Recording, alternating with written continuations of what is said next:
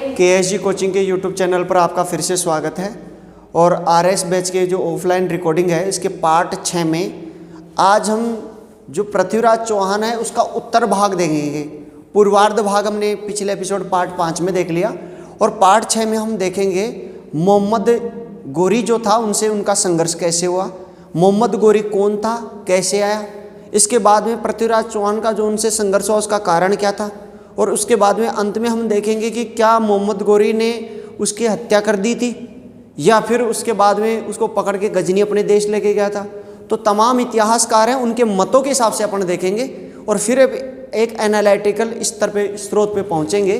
तो सबसे पहले पृथ्वीराज चौहान के बारे में पिछले एपिसोड में हमने देख लिया। इनके पिता का नाम सोमदेव और इनकी माता का नाम कर्पूरी देवी, छोटे भाई का नाम हरिराज और इनके बेटे का नाम गोविंदराज तोमर। पृथ्वीराज चौहान इन्हें तृतीय कहते थे और इनका कार्यकाल था 1177 से लेके और 1192।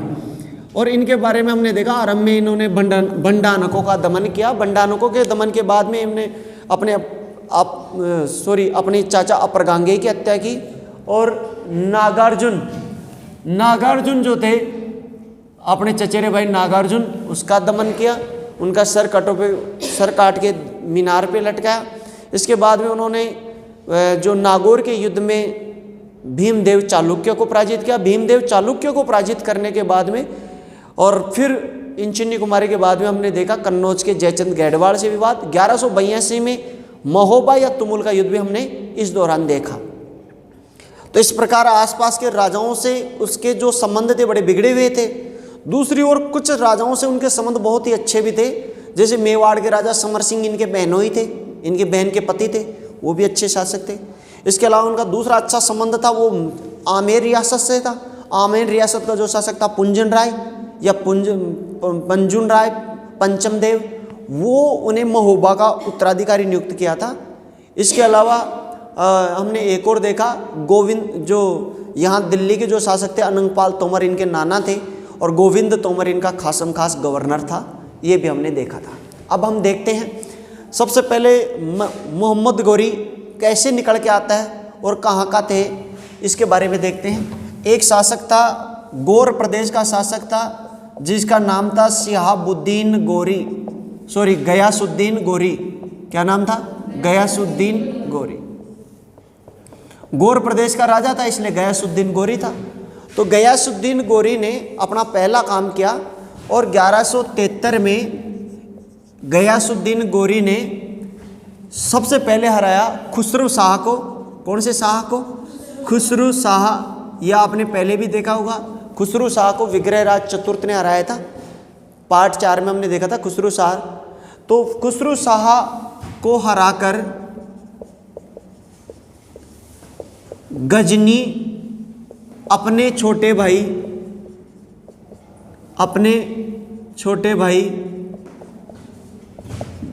मोहम्मद गोरी को सौंपा। किसको सौंपा? मोहम्मद गोरी को। अब देखो मोहम्मद गोरी जो था वो गौर प्रदेश के राजा जिसका नाम था गयासुद्दीन गोरी का छोटा भाई था। किसका छोटा भाई था?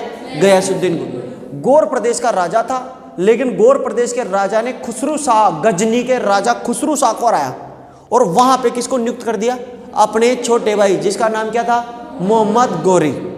गोरी को गजनी मिल गई। गोरी को क्या मिल गई? गजनी।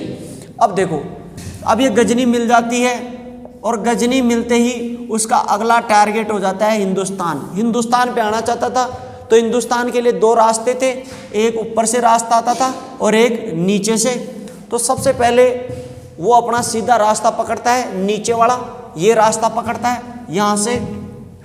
तो इन्होंने क्या किया? 1175 में इसने भाटियों से उच्च जीता। भाटियों से क्या जीता? उच्च जीता। उच्च एक क्षेत्र है।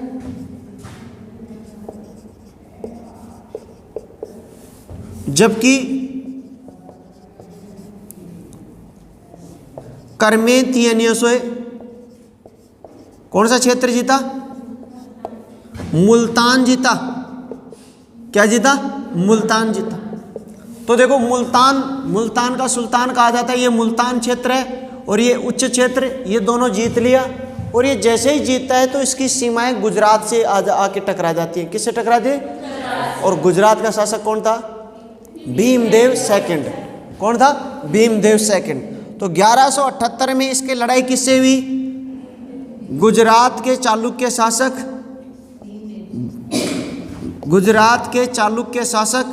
भीमदेव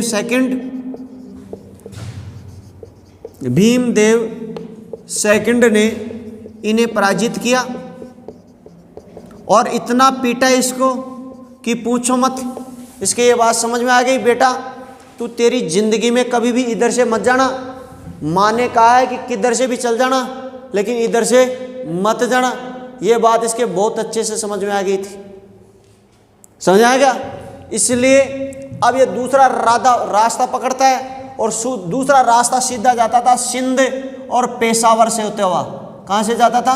सिंध और पेशावर। तो ये दूसरा रूट पकड़ लेता है, ये रास्ता नहीं है। तो इसने नोट लगा के लिखना, सिंध और पेशावर वाला क्षेत्र जीता। सिंध व पेशावर को जीता। सिंध और पेशावर को जीतने के बाद में अब ये आगे बढ़ता है और आगे बढ़ के पेशावर के आगे एक किला निर्माण कराता है 1181 में। उस किले का नाम क्या था? सियालकोट का दुर्ग। कौन सा दुर्ग? सियालकोट का दुर्ग। सियालकोट के दुर्ग का निर्माण कराया और यहाँ पे अपने एक मजबूत किलेबंदी कर दी। इसका दुर्ग का निर्माण क्यों कराते हैं बोले भक्तों? ताकि इनकी यहाँ तक मजबूत पकड़ हो जाए। किले का मतलब हो गया ये अपना सैनिक वहाँ पे रखेंगे। बात समझ आ रही? और इसकी पकड़ रहेगी, यहाँ पे इसको कोई हिला नहीं सकेगा। एक चौकी रहेगी। राजा से टकराने के पहले इन किलों को तोड़ना पड़ेगा। राजा के आसपास जो किले होते हैं उनको तोड़ना पड़ता है। बात समझ आएगी? तो इसने बहुत मजबूत किला बनाया था जिसका नाम था सियालकोट का दुर्ग। ये याद रखना, सियालकोट का दुर्ग। सियालकोट के दुर्ग को करने के बाद में, निर्माण कराने के बाद में ये आगे बढ़ता है। और आगे वाला कौन सा क्षेत्र पड़ता था? पंजाब प्रांत। कौन सा प्रांत? पंजाब। और पंजाब की राजधानी क्या थी? लाहौर। कौन सा? और लाहौर। तो पंजाब प्रांत व इसकी राजधानी लाहौर किससे छीनी इन्होंने? खुसरो शाह से छीनी। खुसरो शाह से छीनी। तो साहब लाहौर पर भी कब्जा हो गया और लाहौर पर कब्जा होने के बाद में पूरा क्षेत्र इसका हो गया। अब लास्ट में ये सरहिंद वाला क्षेत्र पड़ता था पंजाब के नीचे और दिल्ली के ऊपर। ये बफर क्षेत्र था। कौन सा क्षेत्र था? बफर। बफर क्षेत्र जानते हो क्या? बफर क्षेत्र वो क्षेत्र होता है, इधर एक राजा, इधर की तरफ दूसरा राजा, और बीच के क्षेत्र को बफर क्षेत्र कहते हैं, जिसपे किसी का कब्जा नहीं होता। कोई भी किधर भी आ जाओ, किधर भी चले जाओ। जो भारत और पाकिस्तान के बीच में 30-40 किलोमीटर का खाली क्षेत्र बफर क्षेत्र छोड़ रखा है। भाई तुम भी मत आना और हम भी नहीं आएंगे, बस घूम जाओ और वो कर लो। समझ आया क्या? तो ऐसे इतने बड़े देश हैं तो छोटी छोटी सीमाओं पे तो क्या करेंगे। तो 30-40 किलोमीटर का लंबा चौड़ा क्षेत्र ऐसे बफर क्षेत्र हो जाता है। कोई और भी लंबा हो जाता है, फिर उसके बाद में कोई 100-150 वर्ग किलोमीटर भी हो जाता है। तो यहाँ क्या हुआ? इसे कहते थे सरहिंद। कौन सा हिंद? सरहिंद। और दूसरा इसका नाम है तबरहिंद। कौन सा हिंद? तबरहिंद क्षेत्र। और इसकी राजधानी थी बठिंडा। कौन सी राजधानी? बठिंडा। वह इसकी राजधानी बठिंडा पर अधिकार किया। किस पर अधिकार कर लिया? बठिंडा पर। अब देखो यहाँ पे अधिकार करते ही अब बड़ा टेंशन चालू हो गई। किसको टेंशन चालू हो गई? पृथ्वीराज चौहान, क्योंकि ये जो क्षेत्र था सरहिंद या तबरहिंद वाला जो क्षेत्र था वो बफर क्षेत्र था। बफर क्षेत्र में दोनों का समान अधिकार होता है, ना तो उसका अधिकार होता है और ना इसका अधिकार। अगर उसने अधिकार कर लिया इसका मतलब मामला क्या है? गड़बड़ है। तो इसलिए अब दोनों के युद्ध होना अवश्य मावी हो जाता है। आप इसका एक स्क्रीनशॉट ले लीजिए।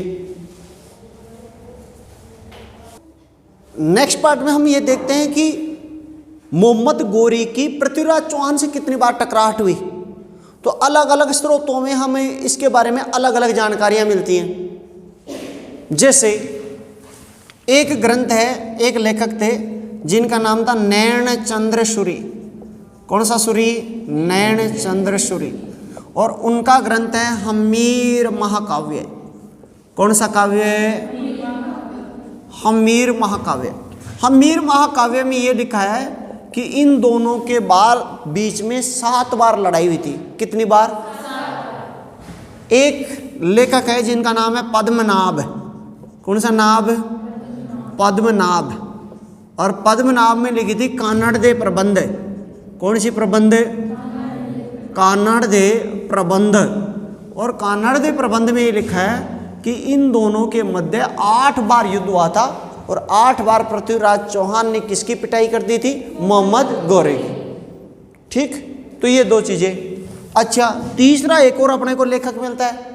तीसरे लेखक का नाम था राजशेखर। कौन सा शेखर? राजशेखर। और राजशेखर ने लिखा था प्रबंध कोश। कौन सा कोश? प्रबंध कोश। और प्रबंध कोश में लिखा है कि इन दोनों के मध्य 20 बार लड़ाई हुई थी। कितनी बार लड़ाई हुई थी? 20 बार। जबकि 2 अपने लेखक हैं, एक तो तुम्हारा चंद्रबरदाई। चंद्रबरदाई ने कौन सी ग्रंथ लिखा था रे? Very good, Prithviraj Raso. और एक और लेखक है जिसका नाम है सुरजन चरित्र। राजशेखर ने लिखा था सुरजन चरित्र। और सुरजन चरित्र, इन दोनों में ये लिखा है कि इन दोनों के बीच 21 बार युद्ध हुआ था। कितनी बार युद्ध हुआ था? 21 बार इनके बीच लड़ाई हुई। और एक और याद रखना, अंतिम ग्रंथ जो उसके जो लेखक थे उनका नाम था आचार्य मेरुतुंग। आचार्य कौन सा? तुंग, मेरुतुंग। और आचार्य मेरुतुंग ये लिखते हैं, आचार्य मेरुतुंग का जो ग्रंथ है उसका नाम है प्रबंध चिंतामणि। कौन सी मणि? प्रबंध चिंतामणि। और प्रबंध चिंतामणि में लिखा है कि इन दोनों के मध्य 23 बार युद्ध हुआ था। कितनी बार युद्ध हुआ था? 23। अब याद रखना, राजशेखर की तो है प्रबंध कोश और आचार्य मेरुतुंग की कौन सी है? प्रबंध चिंतामणि। दोनों में अंतर समझ में आ गया? प्रबंध कोश और प्रबंध चिंतामणि। अब देखो, राजशेखर की प्रबंध कोश और राजशेखर की सुरजन चरित्र। तो सुरजन चरित्र में तो 21 बार और प्रबंध कोश में कितनी बार लिखा है? 20 बार। ठीक, तो ये इतनी बार इनके बीच युद्ध हुआ। तो ये कहा जाता है कि हाँ, इतनी बार युद्ध तो नहीं हुआ होगा, लेकिन और युद्ध जो थे वो छोटी छोटी झड़प थी। इनके बीच 2 मेजर युद्ध हुए थे। बड़े जो युद्ध हुए थे वो कितनी बार हुए थे? 2 बार। और छोटे छोटे युद्ध हुए थे, मैंने कहा था कि किले होते थे, एक किले को जीत लेना, दूसरे किले के ऊपर जो आक्रमण करना, जगह जगह किला होता था। तो इस प्रकार लड़ाई हुई होगी। और वो जो युद्ध हुए थे उनमें पहला था 1191 तराइन का प्रथम युद्ध। तराइन का प्रथम युद्ध, यह आपको रट लेना। तराइन का जो प्रथम युद्ध हुआ था वो किस किस के मध्य हुआ था? पृथ्वीराज चौहान वर्सेस मोहम्मद गोरी।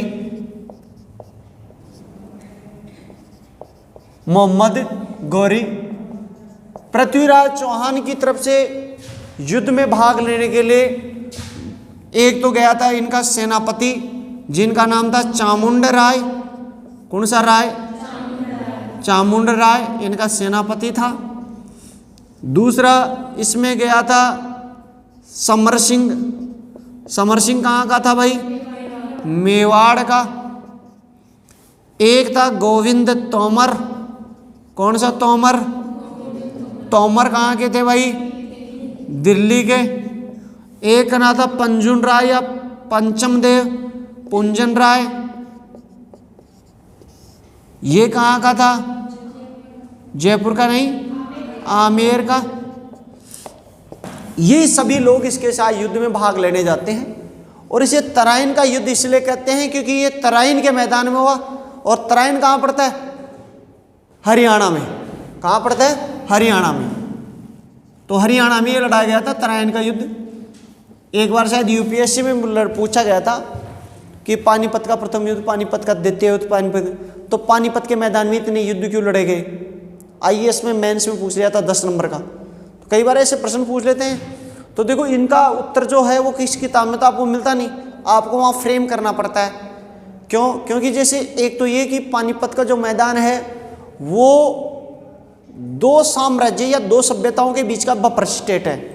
हरियाणा जो है, हरियाणा एक ऊपर तो पंजाब आता है, तो पंजाबों की एक सिखों की अलग संस्कृति है और नीचे हिंदुओं की अलग संस्कृति रहती थी। और इधर की तरफ कौन रहते थे? मुस्लिम आक्रांता रहते थे। तो हिंदुओं और सिखों के बीच या इस मुस्लिमों के बीच एक बफर स्टेट का कार्य करता था। तो वो जब भी आक्रमण करने जाएंगे तो ये ऐसे तो है नहीं भाई अपने घर पे आक्रमण होगा तो युद्ध करने बाहर जाएंगे, वो उन्हें वहीं रोकने के लिए चले जाते थे, पहली चीज़। दूसरी चीज़, वो मैदान बड़ा उपजाऊ क्षेत्र था, तो उपजाऊ क्षेत्र था तो वहाँ रसद की आपूर्ति, खाने पीने की, ये भी पूरी हो जाती थी। तीसरा इसका कारण ये भी मिलता था कि रसद भी मिल गया, बफर स्टेट भी था, वहाँ पे क्या थे, एक लड़ाका भी योद्धा जो फौजी हैं वो भी आराम से मिल जाया करते थे, योद्धा फौजी। और ये इसे एक कॉन्सेप्ट और निकल के आता है, सबसे ज़्यादा सबसे कम जो लिंगानुपात होता है वो कहाँ होता है? हरियाणा में। तो हरियाणा में कम लिंगानुपात होने का कारण भी ये एक मेजर देखने को मिलता है कि कितना भी युद्ध देख लो आप, तमाम जो युद्ध है वो हरियाणा में लड़े गए। आप महाभारत से कुरुक्षेत्र कहाँ पे? हरियाणा में। तो जब इतने युद्ध लड़े जाते हैं तो वहाँ लड़ाका जो फौजी होते हैं, तो आप फौज को, पिछले फौजों को गुजरने क्यों नहीं देते थे? क्योंकि फौजी जहाँ से गुजरेंगे बड़ा नुकसान करते थे। पहले के जो फौज होती थी, आर्मी जो होती थी बड़े बड़े राजाओं की, पूरे क्षेत्र को नष्ट कर देती थी। वहाँ के मुर्गे मिल जाते, मुर्गों को उठा ले गए, बकरे मिल गए, बकरों को उठा ले गए, फसलों को आग लगे गए, लड़कियाँ मिलती थी, लड़कियों को उठा ले जाते थे। अब वो तो बर्बर तरीके से रहते थे, उनके ऊपर कौन सा कोर्ट मार्शल चलेगा? आजकल के फौजियों के ऊपर तो बहुत नियंत्रण होता है, पहले के फौजियों को तो बस हाँ कर लो, कुछ भी कर लो, कोई समस्या ही नहीं है। तो राजाओं को लेके इस बेस पे लेके आते थे। तो इस प्रकार उस क्षेत्र में जो है वो किलर ओनर की, किलिंग ओनर जो है वो प्रथा उत्पन्न हो गई। किलर ओनिंग, ये आप जानते हो ना क्या होता है? ओनर किलिंग, है ना। चलो इसको बाद में देखेंगे। तो ये सभी युद्ध में भाग लिए, देख लिया आपने। और इस युद्ध में कौन विजयी होता है? पृथ्वीराज चौहान। कौन जीता? पृथ्वीराज चौहान। ऐसे कहा जाता है कि गोविंद तोमर के वार से मोहम्मद गोरी घायल हुआ। कौन घायल हुआ? मोहम्मद गोरी घायल हुआ। और जब मोहम्मद गोरी घायल हुआ तो इन्होंने क्या किया कि गोरी जा रहा था, उसको उठा के लेके जा रहे थे। उन्होंने कहा पृथ्वीराज चौहान को, महाराज इसको हत्या कर दो इसकी, वरना ये फिर नुकसान पहुंचाएगा। पृथ्वीराज चौहान ने कहा अब दुश्मन मर के जा रहा है, मरते हुए पे मैं वार नहीं करता, ले जाओ इसको, तुम्हारे छोरे को, याद रखना दोबारा आक्रमण मत करना। और ये कह के उसे जिंदा छोड़ देता है। इससे आगे बढ़ता है और जो पृथ्वीराज चौहान था वो सरहिंद पर अधिकार कर लेता है। सरहिंद बठिंडा जो उनका बफर क्षेत्र था, तो सरहिंद, इसका क्या नाम था? चौहान ने सरहिंद व बठिंडा पर अधिकार किया, बठिंडा पर अधिकार किया, जीता, लेकिन गोरी की हत्या नहीं की। लेकिन गोरी की क्या नहीं की? हत्या नहीं। ये हत्या नहीं करना उसकी एक बहुत बड़ी राजनीतिक भूल मानी जाती है, ये ध्यान रखना। क्योंकि राजाओं के लिए दया जो है वो दया दिखावे की होती है। दया जब उनको दिखावा प्रदर्शन करना हो तो ही दया दिखावा पे रखनी चाहिए, जबकि राजाओं को जो है वो दया का भी इस्तेमाल करना चाहिए। यहाँ पे अपने शत्रु को छोड़ के, और वो अपने जीवन की इतनी बड़ी गलती कर देता है, अक्षम्य गलती थी उनके जीवन की, दूरदर्शिता थी। चलो आप इसका एक स्क्रीनशॉट लो ताकि अपन नेक्स्ट बार देख। हिंद या बठिंडा पे याद रखना, वहाँ का काजी जियाउद्दीन को इन्होंने गिरफ्तार कर लिया था।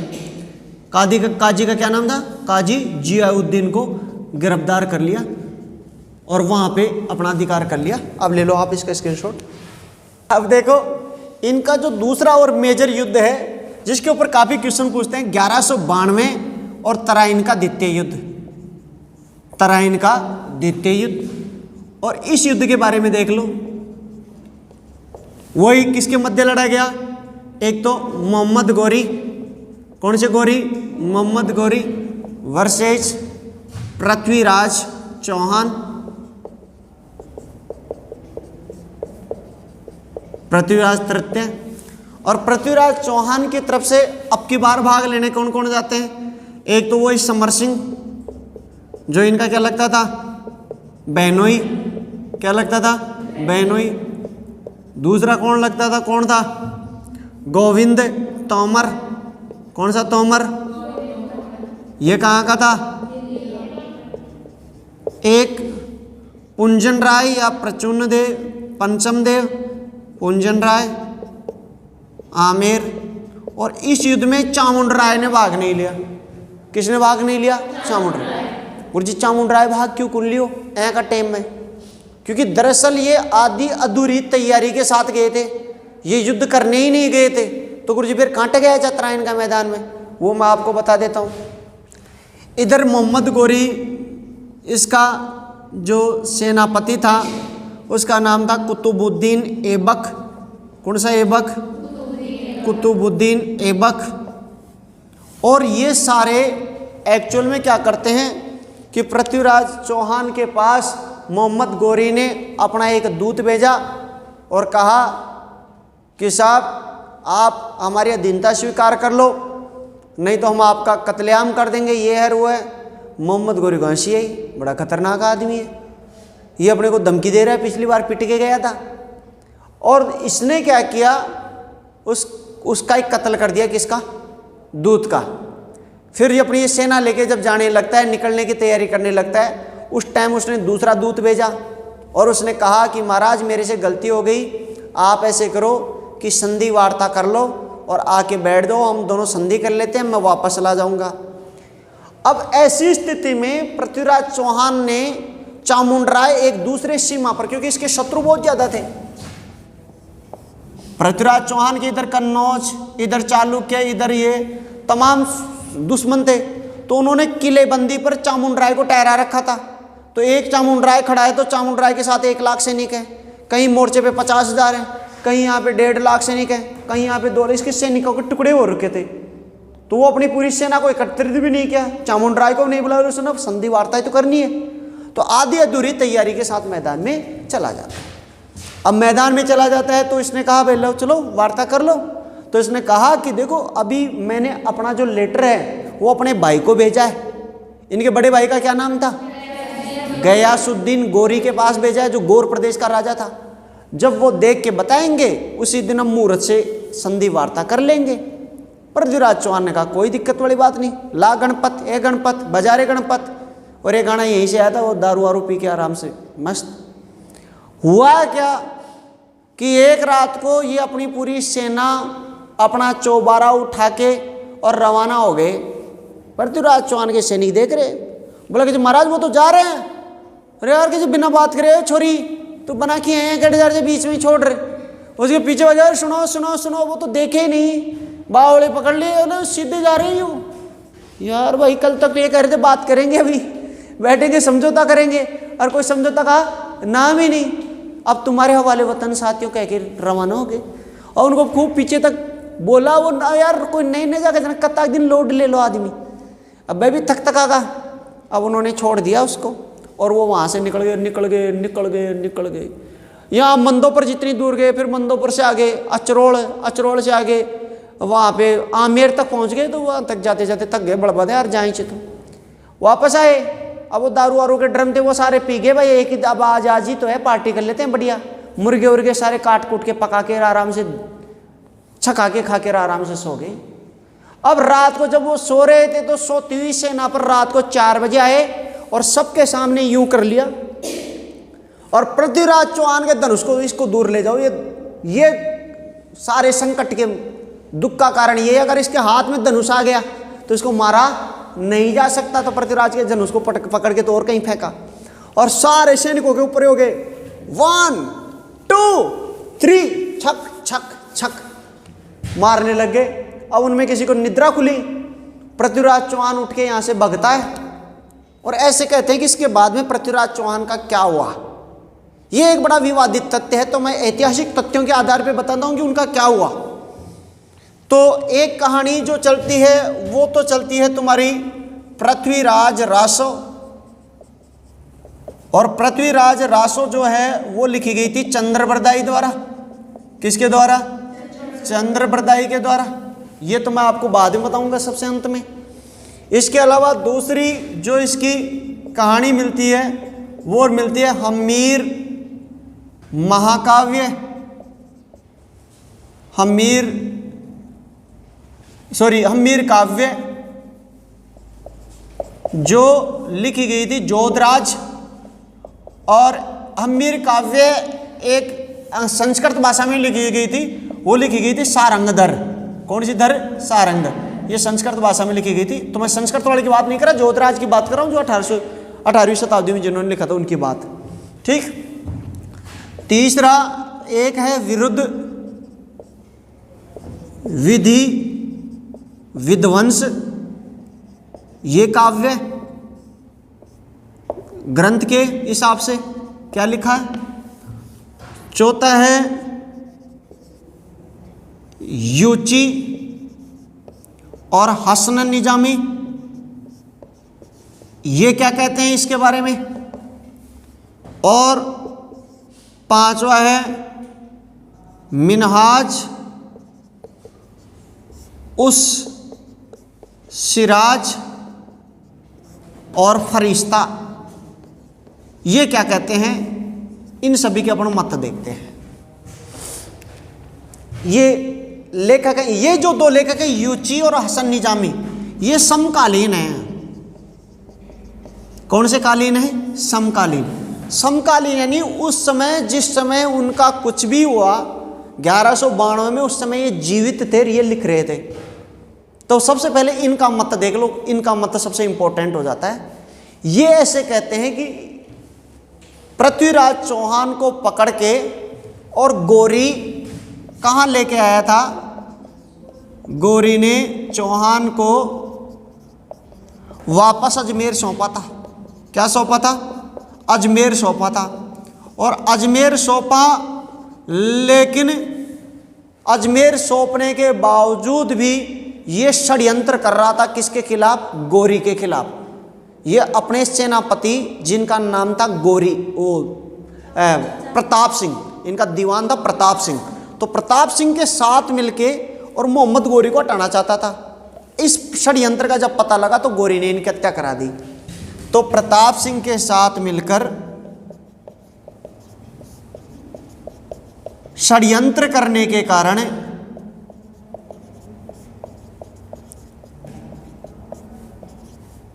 गोरी ने क्या कर दी? हत्या कर दी। ये चीज कौन लिखता है? यूची और हसन निजामी। तो उस समय के जो तात्कालीन लेखक हैं वो सर्वमान्य मत हो जाता है। ठीक। जबकि विरुद्ध विधि ध्वंस एक ग्रंथ है और उसमें यह लिखा है कि युद्ध के मैदान में शहीद हुआ। युद्ध के मैदान में क्या हुआ? शहीद हुआ। यह चीज याद रखना। और यही बात हम हम्मीर महाकाव्य में लिखी है कि मैदान में युद्ध करते हुए शहीद हुआ। अब देखो, मिनहाज उज सिराज और फरिश्ता ये बाद के लेखक हैं। मिनहाज उज सिराज ने एक ग्रंथ लिखा है जिसका नाम है तबकात ए नासिरी, नासिरुद्दीन का तबकात ए नासिरी। ये राजकवि भी रहा है नासिरुद्दीन का, बलबन के समकालीन। ठीक है। और ये इस बात को लिखते हैं ये दोनों जने कि इसके बाद में जो मोहम्मद गोरी था, मोहम्मद गोरी इसको लाके पकड़ के जेल में डाल देता है और जेल में डालता है। और फिर जब ये षड्यंत्र कर रहा था तो बाद में इसकी हत्या करवाता है। तो गोरी ने कहाँ डाला था? जेल में डाला। और षड्यंत्र करने पर क्या कर दी? हत्या कर दी। और इस बात का ये प्रमाण देते हैं, ये जो दोनों तीनों लेखक हैं वो इस बात का प्रमाण देते हैं कि इसको राजा बनाया था, इस बात का प्रमाण क्या है? आपको क्या पता कि साहब उनको लाके राजा बनाया था? तो उन्होंने कहा कि उस समय के एक सिक्के मिले हैं और उन सिक्कों पे ये लिखा है इन दोनों के द्वारा, उन सिक्कों पर एक तरफ तो लिखा हुआ था मोहम्मद शाम, कौन सा शाम? मोहम्मद शाम, और दूसरी तरफ लिखा था पृथ्वीराज चौहान, कौन सा चौहान? पृथ्वीराज चौहान। मोहम्मद शाम जो थी वो किसकी उपाधि थी? मोहम्मद गोरी की। किसकी उपाधि थी?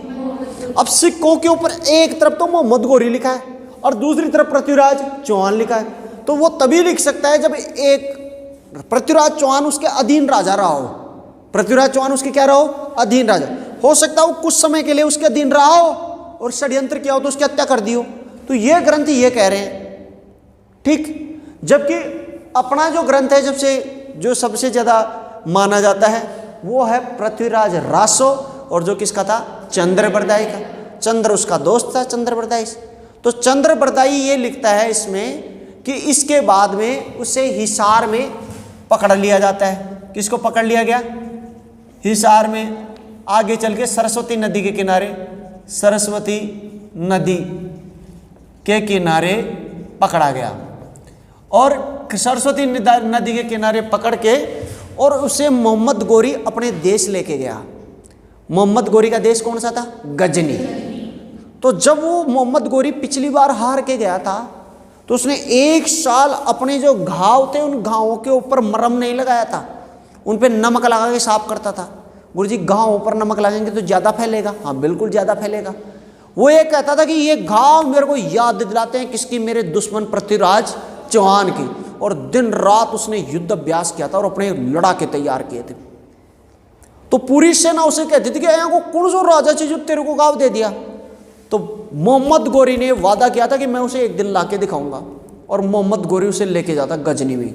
गजनी गजनी गजनी, और उसे मैदान के बीचों बीच लेके जाते हैं और बीचों बीच ले जाकर यहाँ पे खड़ा कर देते हैं। और पूरी पब्लिक, ये पृथ्वीराज चौहान था, ये उसका मित्र चंद्रबरदाई, और पूरी पब्लिक यहाँ भरी है। ये प्लेग्राउंड है, प्लेग्राउंड समझ रहे हो?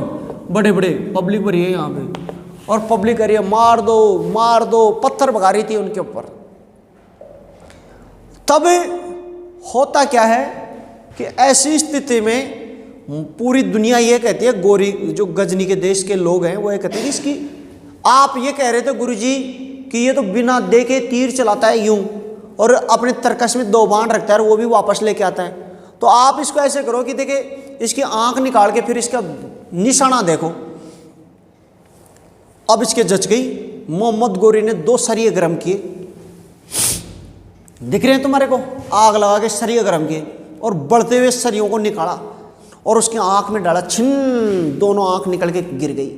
और उनसे तो गोटी खेलता था, और उन आंखों को निकाल के और फिर उसके पट्टी और बांध दी, भाई फिर भी कुछ दिखने का कोई औजार रह जाए तो। और फिर वो चला, उसको हाथ में धनुष और बाण दे देता है कि भाई ये तेरे ऊपर से तीतर जा रहा है ये, और इसके ऊपर तू निशाना लगा। और वो तीतर जा tin tin tin tin tin करता हुआ जाता है और उसके निशाना नहीं लगाता। और दूसरी बार उसको कहता है कि अब की बार निशाना लगा नहीं, तेरा इलाज कर दूंगा। तो उस समय उसका मित्र चंद्रबरदाई साथ खड़ा था और उसने एक प्रसिद्ध डायलॉग कहा था कि 4 बांस 24 गज अंगुल अष्ट प्रमाण, 4 बांस 24 गज अंगुल अष्ट प्रमाण,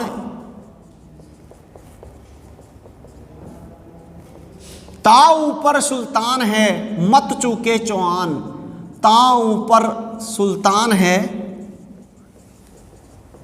मत चूके चौहान। बहुत प्रसिद्ध डायलॉग बोलता है कि 4 बांस 24 गज, 4 तो बांस और कितनी गज? 24 गज, 1 गज 2 गज, अंगुल अष्ट प्रमाण 8 अंगुली, ये 4 उंगली रे 4 8 अंगुली, अंगुल अष्ट प्रमाण 8 अंगुली दूरी पर। ताऊ ऊपर सुल्तान है, उसके ऊपर कौन बैठा है? सुल्तान। मत चुके चौहान। तो यहां से 2 चीजें निकल के आती हैं। क्या क्या? कि एक तो हमारे जो राज दरबारी थे इतने सटीक थे कि यहाँ से खड़े खड़े नाप के बता देते कि फलानी दूर आदमी खड़ा है, उसकी ऊंचाई कितनी दूरी पे है। कोई फीता लेके थोड़ी नापा था चंद्रप्रदाई, उसने वहीं से 6 सेंस से बता दिया कि इतनी ऊंचाई पे तेरे को मारना है, अरे यहाँ पे उसका सीना है, मार। ता ऊपर सुल्तान है, उसके ऊपर कौन बैठा है? सुल्तान गौरी बैठा है, मत चुके चांद। और पृथ्वीराज चौहान यूं मारता है और तीर जाती है 1 इंच जाके नीचे लग गई, 1 इंच ऊपर लग जाती तो राम नाम सत्य हो जाता। उसका सीना जो तो वो दाएं बाएं तरफ नहीं था, कितनी कौन सी तरफ था? दाएं तरफ। अब लग गया इधर की तरफ, मरा नहीं। फिर वो आदमी मरता है भाई, कोई ज़्यादा खून बह जाए तो उसको पकड़ लिया, फिर इलाज कर दिया। फिर उनको कहते हैं कि भाई ऐसे कहा जाता है कि उसके बाद में उसने आक्रमण देता है, भाई इसको मार दो इनको। तब वो कहता है उसको, किसको? चंद्रप्रदाय को, चंद्र तू मेरे को मार दे। उसने कहा कि हुजूर मैं आपको नहीं मार सकता, आपका मैंने नमक खाया है, मैं आपको नहीं मार सकता। उसने कहा कि अगर आप तुम नहीं मारोगे तो कोई और मारेगा। उसकी कटार वो पहले उसके गूंस देता है और फिर वो उसके ऊपर दोनों के एक दूसरे की हत्या कर लेते हैं। आप ये कहोगे गुरुजी अगर चंद्रप्रदाई उस दौरान वहां मारा गया तो फिर उसने किताब कब लिखी, ये कहानी कब लिखी? तो ये कहा जाता है उसके पुत्र ने पूरी की थी। किसने पूरी? पुत्र की, पुत्र ने। और उसके पुत्र का नाम था जलहण। क्या नाम था? जलहण। उसके पुत्र जलहण ने पूरी की थी, याद रखना, पृथ्वीराज रासो। ये सारी जलन वहां भेष बदल के गया था अपने बाप को देखने के लिए, छुड़ाने के लिए, लेकिन वो आक्रमण नहीं कर पाया। तो ये 5 स्रोत हैं, वो अलग अलग मत मानते हैं कि इसके बाद में इनका क्या हुआ। ठीक, तो अगर ये प्रश्न पूछते हैं RS प्रिपरेशन में पूछ लेते हैं कि इसके बाद में क्या हुआ, तो आप ये मत कहना वहां मार दिया, कि गजनी देश ले गया, कि उसको बंदी बनाया, कि उसके दीवान का, ना। आप तमाम लेखकों को लिख दो और उसके बाद में छोड़ दो। ये उसका काम है कि वो क्या सोचता है। आपका काम नहीं है जजमेंट देना कि साहब ये गलत बात है, ये हाँ, तर्क सभी का लिख दो। आप इसका स्क्रीनशॉट लो। मिनहाज उसरार और ये फरिश्ता, ये इसको लिखते हैं कि युद्ध के मैदान में युद्ध से भागते हुए को पकड़कर, भागते हुए को पकड़कर हत्या कर दी। युद्ध से भाग रहा था, ये याद रखना। और जो हम्मीर काव्य है, महाकाव्य, और उसमें ये लिखा है कि इनको युद्ध के बाद में बंदी बनाकर इनकी हत्या कर दी, बंदी बनाकर। ये युद्ध के बाद में बंदी बनाकर, ये युद्ध के भागते हुए को ले लो स्क्रीनशॉट। देखो भैया, इस पे जो आपका तराइन का जो दूसरा युद्ध है, इस पे जरूर कोई ना कोई क्वेश्चन पूछा जाता है। क्यों पूछा जाता है? क्योंकि ये एक मेजर लैंडमार्क था। मेजर लैंडमार्क यानी एक सीमा चिन्ह माना जाता है ये युद्ध। सीमा चिन्ह क्यों मानते हैं? क्योंकि अभी तक जो हिंदुस्तान की भूमि थी वो हिंदुओं के लिए जानी जाती थी, लेकिन यहाँ पहली बार एक अलग युग का आरंभ हुआ। यहाँ इस्लामी सत्ता का वर्चस्व स्थापित हुआ और इस्लामी संस्कृति का आगमन हुआ। और उसके बाद में हिंदुस्तान की जो सरजमी थी उस पे जाके और सहिष्णुता और विश्व बंधुत्व की जो भावना थी वो ज़्यादा फलीभूत हुई, और धर्म भी यहाँ पे अपना वर्चस्व स्थापित कर पाए, और संस्कृतियाँ भी फली फूली। तो इस प्रकार ये मेजर लैंडमार्क मानी जाती है। एक जो चला आ रहा था परिपाटी हिंदू संस्कृति, हिंदू दर्शन की, वहाँ से चेंज हो जाता है और यहाँ से मध्यकालीन इतिहास अपन देखने को मिलता है। तो बहुत ही इंपॉर्टेंट युद्ध है। अगर आप इसको पढ़ रहे हो तो इसके सारे आयाम देख लेना, यहाँ पे कहीं ना कहीं क्वेश्चन आपको जरूर मिल जाता है। जैसे इसके युद्ध में हार के कारण क्या थे, तो युद्ध में हार के कारणों में अभी कहीं दे नहीं रखा, लेकिन आपको बनाना है कि जैसे मोहम्मद गोरी, उसकी संपूर्ण तैयारी, वो 1 वर्ष तक अच्छे तरीके से तैयारी करता है, जबकि पृथ्वीराज चौहान की भोग विलासिता में डूबे रहना, क्योंकि वो एक दूसरी तरफ संयोगिता को भगा के लेके आ रहा है। समझा क्या? दूसरा इसका रीजन आप ये मान सकते हो कि पृथ्वीराज चौहान के चौतरफा दुश्मनों से घिरा होना, क्योंकि चारों तरफ दुश्मनों से घिरा था तो वो अपने सभी योद्धाओं को भी साथ में नहीं लेके जाता है। ठीक। तीसरी, युद्ध की अपूर्ण तैयारी। वो युद्ध संधि करने जा रहा था, चाहे संधि करने जाए, लेकिन एक योद्धा को हमेशा तैयार रहना चाहिए। वो अपने आधे अस्त्र शस्त्रों के अपने आधी सेना के साथ पहुंच गया वहाँ पे, तो वो उसकी एक कमजोरी मानी गई। चौथी जब पहला जब युद्ध हुआ था तो उसमें उसने पृथ्वीराज चौहान उसने मोहम्मद गोरी को जिंदा छोड़ा और वो उसकी सबसे बड़ी ऐतिहासिक भूल मानी जा रही है। तो ऐसे 5-6 जो चीज़ है वो उसके हार के कारणों में मानी जाती है, तो वो आपको याद रखना। अब देखो लास्ट में पृथ्वीराज चौहान के ऊपर और कुछ प्रश्न आ जाते हैं, जैसे उनकी उपाधियों के ऊपर क्वेश्चन आ जाते हैं। तो उनको 3 उपाधियां दी गई है। एक दी गई है दल पुंगल। कौन सी उपाधि दी गई है? दल पुंगल। पहली उपाधि दल पुंगल जो है वो शत्रु दल का संहारक करने के कारण, शत्रु दल का संहारक, या इसे कहते हैं विश्व विजेता, दल पुंगल। ठीक, दल पुंगल की उपाधि दी गई। दूसरा उसे उपाधि दी गई थी अंतिम हिंदू सम्राट। कौन सा सम्राट? अंतिम हिंदू सम्राट, ये उपाधि भी उनको दी गई। और तीसरी इनको उपाधि दी गई थी राय पिथौरा। कौन सा पिथौरा? राय पिथौरा। राय पिथौरा क्यों कहते हैं? क्योंकि पिथौरागढ़ का निर्माण कराया था दिल्ली के पास। कौन सा गढ़ का निर्माण कराया था? पिथौरागढ़ का निर्माता होने के कारण उसको कौन सी उपाधि दी गई थी? राय पिथौरा। ये याद रखना। अब देखो दूसरा अगर इनके ऊपर प्रश्न आता है तो उनका आ सकता है कि इनका राज दरबारियों का, कि इनका प्रश्न आ सकता है राज दरबारी।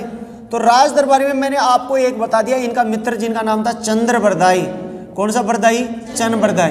चंद की दूसरा नाम क्या था? पृथ्वी भट्ट। कौन सा भट्ट? पृथ्वी भट्ट। इसका वास्तविक नाम रट लेना भाई, वास्तविक नाम था इसका पृथ्वी भट्ट। ये क्वेश्चन मेरे को नजर आ रहा है, ये क्वेश्चन पूछा जाएगा, पृथ्वी भट्ट। और इनकी ग्रंथ कौन से लिखे थे? पृथ्वीराज रासो। पृथ्वीराज रासो। एक था पृथ्वीराज विजय। कौन सा विजय? पृथ्वीराज विजय। और पृथ्वीराज विजय किसके द्वारा लिखा गया था? जयानक के द्वारा। किसके द्वारा लिखा गया था? जयानक। जयानक इनके राज दरबारी थे, ये भी इनके स्टार लगा लेना। ठीक, तीसरे इनके राज दरबारी थे जनार्दन। कौन सा धन? जनार्दन। एक इनके थे वागीश्वर। कौन सा स्वर? वागीश्वर। एक इनके थे विद्यापति गौड़। विद्यापति गौड़। एक थे विश्वरूप। कौन सा रूप? विश्वरूप। ये इनके राज दरबारी थे, इनके ऊपर प्रश्न आपको मिल सकता है। आसाधर भी इनका राज दरबारी था। और इसके अलावा और याद रखना इनके विशेष कार्यों में, एक तो मैंने आपको बता ही दिया कि इन्होंने पिथौरागढ़ का निर्माण कराया था। और एक याद रखना विशेष कार्यों में इन्होंने संस्कृत स्कूल का निर्माण कराया था। कौन से स्कूल का निर्माण किया था? संस्कृत स्कूल। और संस्कृत स्कूल में 85 विषय पढ़ाए जाते थे। कितने विषय पढ़ाए जाते थे? 85। History, polity, geography, economics, environment, social studies, समझाएगा। तो तमाम प्रकार के सब्जेक्ट 85 सब्जेक्ट पढ़ाए जाते थे। और संस्कृत का जो था उसका नाम था संस्कृत कंठाभरणम।